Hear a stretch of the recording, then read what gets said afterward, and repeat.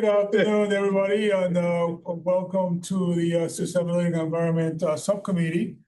Today is Tuesday, May 26th. I'm calling this meeting to order at 4:21. We are being joined today in person by DPW Director Chris Ignoli and by Council President Tracy Whitfield. Thank you for joining us. Today is a follow-up about 6 weeks ago, give or take. We had a meeting regarding potholes throughout the city. At the time, we were having a lot of complaints. Spring had just gotten here, and it's spring is pothole season. And so we had a meeting, and I did say that I was going to have a follow-up meeting with DPW to see what we are, what we have done. And so, Chris, you just gave me a little while ago, and I want to make sure that I understood correctly. So far, according to this packet, you guys have done this year 1,724 pothole repairs. Correct. And that's throughout the whole city. And the average time from the people call 311 to report a pothole is to the time that it gets fixed might be a day or two, give or take. Yeah, early in the when I say early in the spring, late March, early April, it might be a week, depending upon the number of them we have. But as we get moving, they get down to a day or two. Yeah. Okay, right. And then today, I was impressed what you just told me. The guys have 50 work orders to go out. Yep, okay. And it has the dates on there of when they were called in. On that, and as I mentioned, a bunch of the ones at the bottom, probably about the bottom 15, are either utility related or are dirt roads. Right, but now I know you told me this in the past, but how much are we spending yearly? Is it 60,000 or 100,000? Yeah, it's not a huge amount. I mean, we probably spend $60,000 or $70,000 on asphalt with that, but it's not in comparison to everything else we do, it's not a huge number. Okay, and we got 2 crews dedicated for this. When we were peak, we were 4. We had 4 crews. 4 crews. Yeah, we had dump trucks and the hot boxes with crews out, and that was like all throughout April. Okay. All throughout April, we were doing that, and then it started to peter out a little bit as the list gets smaller, and we would take up 1 crew away, and they would start doing other work. Right. And once the pothole is fixed, do we go back and check it a couple of months later? Yeah, a lot of the early stuff in March, when we were just using cold patch, we don't close those out because we know we're going to be going back to look at those. When we do the permanent ones, we're having the foremans are checking them. He's checking them the next day. Matter of fact, he's going through all of them, make sure that they were all done and making sure nobody's just checking the list off. So they're actually working. Right? Yeah, they're actually getting the stuff done. So they double check it. Yeah. Okay. So I know Sumner Avenue, you guys did patch it, did a great job over by Sumner and TD Bank. Yes. Right there. Yes. Well, it's all part of the X project. It fell apart again, so it's actually not pothole there. No, maybe we can put. I'm gonna email you anyway. Yeah, no, and I'll let the contractor know as well. And just on the X project, this fall they're going to be paving Sumner Ave. They're going to be paving the project. It's not the final paving, but they're going to be paving it, so all the potholes are going to go away. All right. Do you know when? I was going to say September, early October. Okay.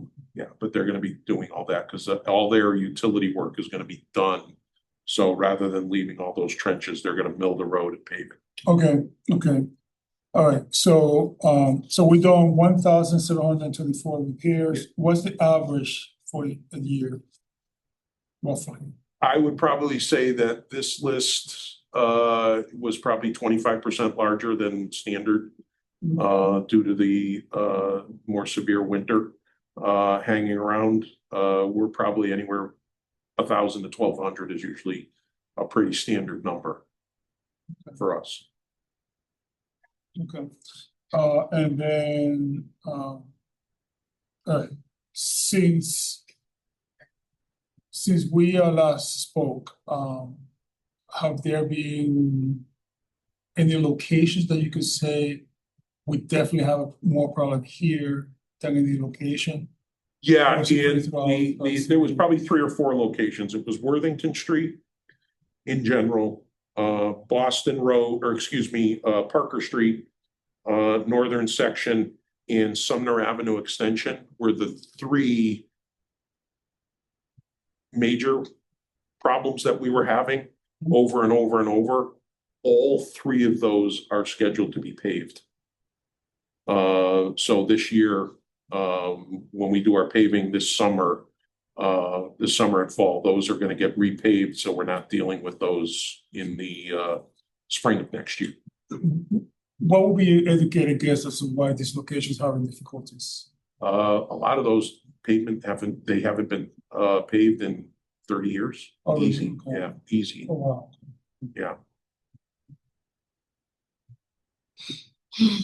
Well, now they're getting paid. Paved.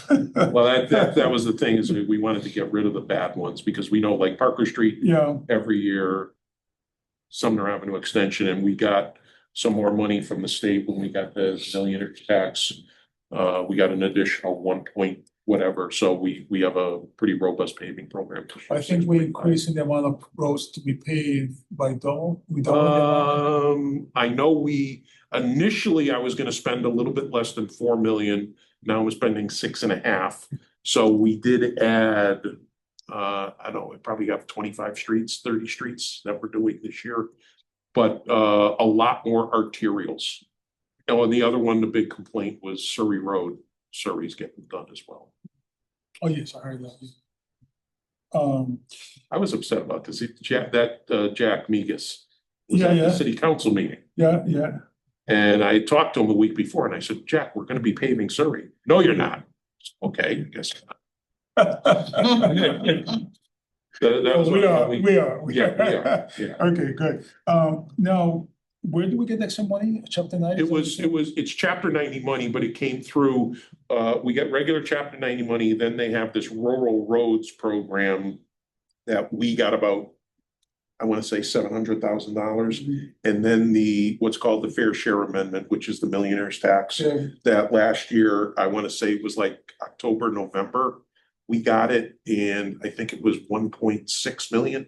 Okay. 1.6 million. So between the two, we got an additional 2.3 million on top of the 5. So we're spending 6.5 this year. Uber give us. That Tax. ends up, we get about 100 grand. And But that doesn't go to pay. that doesn't go for paving, it's all sidewalks So. on that for that Uber money. So Okay.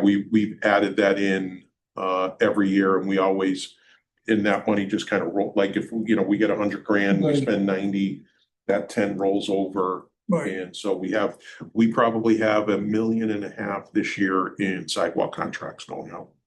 So there's a lot of. Who's the main guy that we're using for sidewalk? Well, one of them is out to bid, one of them's going out to bid, the other one. I can't remember who got it, whether it was CNA, I think it was CNA was awarded the contract for this year. CNA received, because we put out 2 contracts. With the first contract was for projects. We've gotten grants from the state. We're doing a crosswalk on Bernie Avenue. We're doing one in Berkshire Ave at Kennedy. We're doing one on Belmont. We're doing some other stuff downtown. And if you've driven by, we're doing one on Roosevelt Avenue right now. That is CNA, and then the other sidewalk contract, which is going to be more individual residential properties all over, is going out to bid, I think this week, I think tomorrow. Now, I cannot resist the temptation, Chris. Now that you brought up sidewalks. Yep. To advocate again, that we don't use black tar in the historic district to patch up the sidewalk. Yep, and I keep telling everybody, temporary, and. 10 years is not temporary. No, I agree with that. That's what I was I telling you. agree with that. So where are we, I know it's not on the agenda, but just kind of like 10 seconds, where are we on that? We are still putting down asphalt as temporary.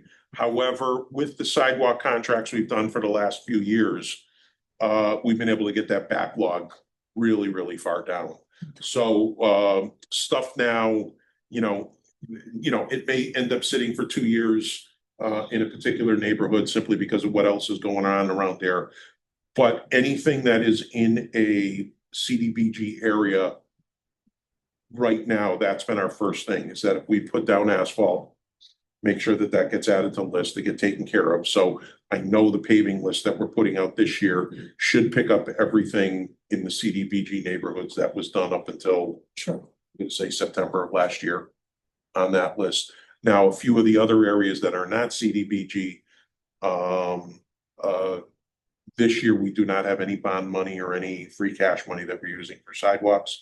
But we have the Uber money and other sidewalk, because we also have some leftover ARPA money that we're using to finish up this year that our guys are putting together. And I know that's a lot of the stuff that they're targeting.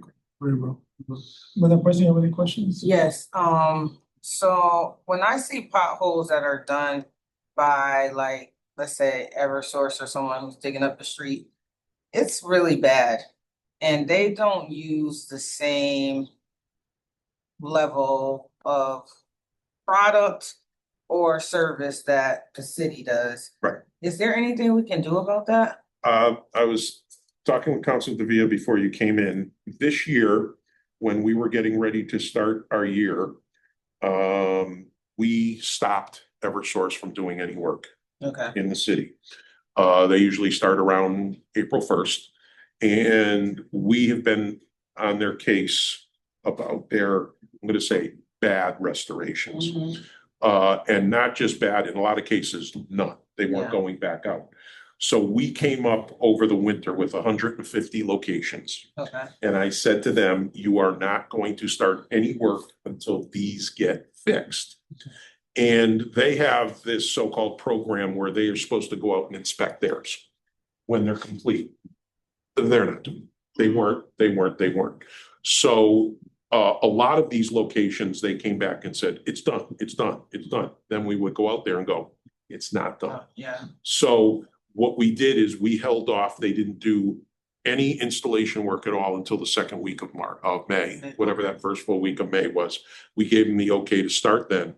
And we are giving them until next Monday's the 1st, right? Yeah, it's the 1st. June 1st, that they have another batch that they have to get done. That if they don't get all those done and restored properly, that we're going to stop you again. One that I went by yesterday was Boston Road by Harvey and by Coles in that area. Because there's a thing running down and it's like they put down crap material. And what they use a lot is what I call driveway mix. That it's just there's not aggregate in there, it's not big stuff. And that's the stuff that we see falling apart with salt and all that in trenches all over the place. So what we've told them is, you got to give us a mix. When they go pick up the material, they get a mix slip. You got to give us the mix slip. So they, as I said to Victor, I said, they weren't happy with me. And I really wasn't losing a lot of sleep over it because they were just hitting me. When can we start? I'm like, well, you got to show me you're done. And so if you guys come across anything like that, get it to me, because we are hammering them, especially Eversource. Because the reason that I know this is because you know how beautiful my area is looking, like the East Springfield, Liberty Heights area with the streets and everything. And then there was some work being done over there, and then I seen this like patchy area on St. James Ave. And I was just like, what is this? And what they've been doing, which I told them they cannot do anymore, is they would come in today and excavate something the size of this table, and they would patch it. And it would look like crap, but it would sit for 4, 5, 6 months. And they said, we're going to come in the fall and fix it. And I'm like, no, you got to fix it now. We're not going to wait until the fall for you to do that. So they were, we made them go out and fix a whole bunch of them. But I do know that they are having issues getting some of these things done. I have absolutely no problem whatsoever when we come in, when I come in front of you, or we as DPW come in front of you for an Eversource petition to get that. I have no problem with that whatsoever, because they think in some cases that it's just me picking on them. Yeah. And I'm like, no, this is the mayor's office, this is the council. These are residents, these are, other departments that are complaining about things. Especially if you just got your area done. Absolutely. And then it looks beautiful and everything's going smooth, and then you see this crap and you know that they were working there because you drive by them. And I'm like, no, they can't keep doing this to our streets. And there's very little on the electric side. It's all gas. Oh, Most cases, it's all gas. They had a few, because electric doesn't do a lot of excavation, whereas it's all gas. That's doing most of it. I think that's it, but off topic just a little bit. I just wanted to let you know that our Wi-Fi is getting worse in East Springfield, like worse than it was before. Do you say Wi-Fi? Yeah. Have you gotten anything from GoNet Speed yet? No. Okay. Because I'm not sure exactly. Someone said GoNet Speed sold to someone else. Not that I know of. Okay. Not that I know of. When you see them out there working, you see all sorts of different trucks over there. And I know in my neighborhood, they're actually hanging stuff now. And But they're not at our side yet. That's why I was asking if you've gotten anything from them yet. Because I do know, just by looking at the map, that they were kind of east side moving towards the west. And I know they have. I don't know east or west of the city, right? But I'll check out, you know what, they're supposed to give me. East Springfield, I guess. June 1st, as a matter of fact, they're supposed to give me a map of what they've got so far. So let me find that out. Because Comcast, when we were doing that stuff with GoNet Speed back in the fall, Comcast, I can't remember the woman's name. She was yesterday. And I'm like, why? She goes, well, you said that our internet service isn't working great. I said, it's not. Not at all. I said, on my street, everybody has old copper wire, all that. And I said, if like the last few days with the rain, mine would come in and out, in and out, in and out. Even when I'm working. Fiber. I have in my bedroom, I had a box and it was pixelating. And the guy came out and he says, he goes, I think that's a problem with the wiring that's going from your basement to here, to here, to here. I'll just put you on wireless. So he gave me a little wireless box. And I said, well, why can't you just bring in a new? He said, we're not doing that. He said, that's all a coax cable. If I do that here, you're not going to get any better speed. It'll probably be slower on that. So these guys are putting in actual fiber, and virtually everybody that I know that's switched over has been happy with it. Okay. And so I know, but I know you're in cuff, right? Yeah. All right, no more questions. Okay, all right, Chris, just for closing, again, thank you for jumping onto this. And let me ask you this, for those people that are watching at home, and I'm sure this issue is gonna come up again next year, because this is one of those issues, a yearly issue. What can in your opinion, what can the average resident be doing now to help with the potholes? Because I also feel that, they don't wait until there's a crater to call it in, right? I'm sure that's number one, right? Yes. Now, I don't want to make it sound bad by saying this. A lot of the problems that we're having this year and last year with regard to potholes is because of the amount of salt that we have been using. I mean, we've used more salt this past year than we've ever done. So I'm never going to say to somebody, don't call for salt, because we're always going to put it down. But 100% correct. If you start to see a pothole start, get it to us as quick as possible. Don't wait. The other problem that happens is that everybody just assumes that somebody else is going to call. Right. And so I tell everybody, please, please, please call. Mm-hmm. And like I had given to our guys last week, Dorset Street. I drive on Dorset every day. And I went through the list, and I think there was like 2 names on Dorset, and one was like at a catch basin, and one was at a driveway. So they went out there to do it, and they have on their list to go back, but it was like no specific spot there. And of course, people say to me, hey, there's potholes on the street. I said, well, did you call it in? Well, they were out there, they'll see it. Like, no. Yeah, just get it in through 311. I did have one more question, and you know how I lose it that fast. Yep, it just happened. Oh, so the process for when people hit a pothole. Yep. It goes to the law department? Yes, they fill out a claim. And what it does is that it comes to, we get told to preserve evidence on any claim that comes into the city. The major question that they ask us is, here is the pothole location. Based upon our list, did you get a call on it? When did you get a call? When was it fixed? Mm-hmm. So from a law department perspective is that if there's a pothole that is not reported, they kind of say, well, we didn't, the city's not negligent. And I don't get involved with that. Mm-hmm. But on our side, we get that. We probably had 20 or 30 of them this year. Mm-hmm. I was surprised. Everybody was saying it was a lot more than usual, but it didn't seem like a lot to me. Mm-hmm. And all they ask us is, for that location, when did you get the call and when did you fix it?